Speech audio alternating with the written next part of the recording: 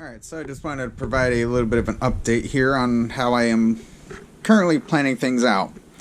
So, currently, nothing much has changed over at the main battle station, other than I slid it over to the left, so I have a little more space over there, which I don't have a lot of room to get to my bathroom, so I have to be careful so I don't stub my toe.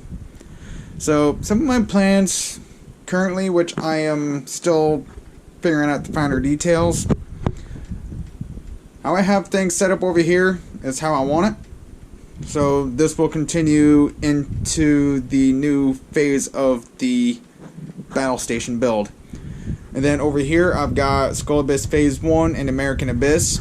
So for this section here, I'm probably going to build a little cabinet.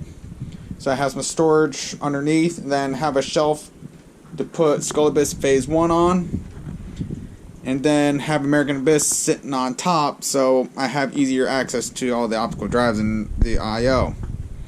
Then over here it's going to be my secondary station, which I'll probably be doing more of my daily stuff like financial and keeping records and paying bills and whatnot, and also a small little secondary workbench.